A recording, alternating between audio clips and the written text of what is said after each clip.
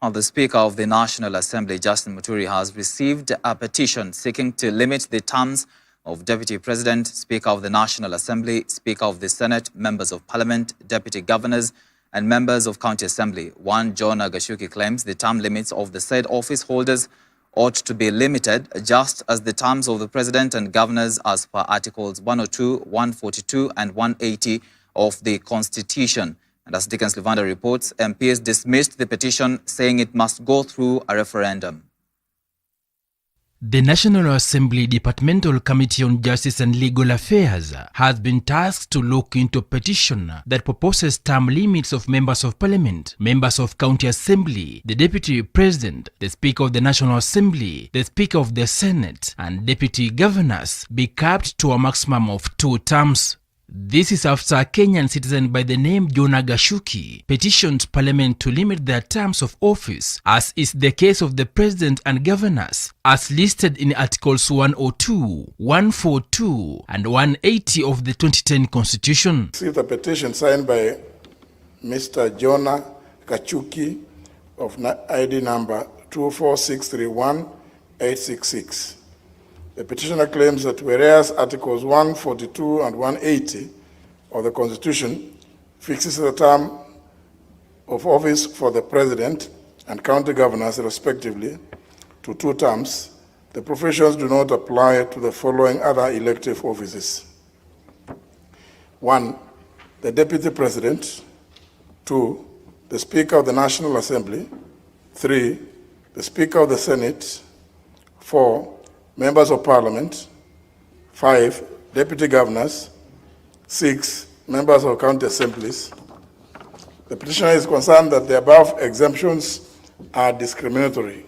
The National Assembly Speaker Justin Muturi read the petition to the House on Tuesday, with the petitioner expressing concern. The petitioner is therefore praying that the National Assembly amends Articles 102, 148, and 180 and other related provisions so as to limit the term of office for the above listed elective positions to a maximum of 2 terms, as is the case for the President and county governors.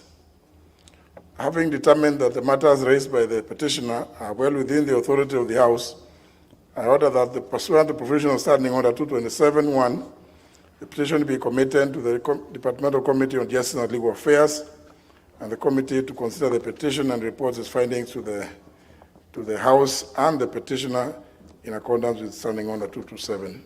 Even though Speaker Muturi ordered the Jailer Committee to look into the matter, a number of members of Parliament claimed amending such clauses in the Constitution requires the input of Kenyans, and so the petition has to pass through a referendum. Mr. Speaker, this petition by John Gashuki on various elective offices, I think it's misplaced, because if he seeks to do a constitutional amendment on Article 102, 148, and 180, he needs to collect 1 million signatures, just like those who are promoting PPI did.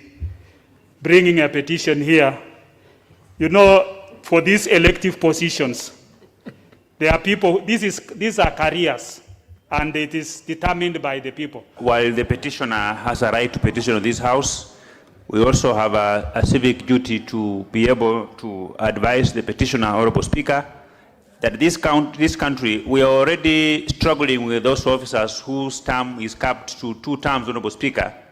Most governors who are doing their last term, they have gone rogue, Mr. Speaker. Some have even disappeared from the offices because they will tell you, me, I'm going home. So as much as the petitioner has a right to petition this House, but we are also thinking of in future even removing the term limit so that somebody can run, as long as you have the level playing field for the Kenyans to decide, Honorable Speaker. The section that the petitioner seeks to amend falls within what the court said eternity clauses that can only be amended through a referendum. So I don't think if the committee should waste taxpayers' money going through this petition, it should be dismissed, Honorable Speaker, and the petitioner advised accordingly.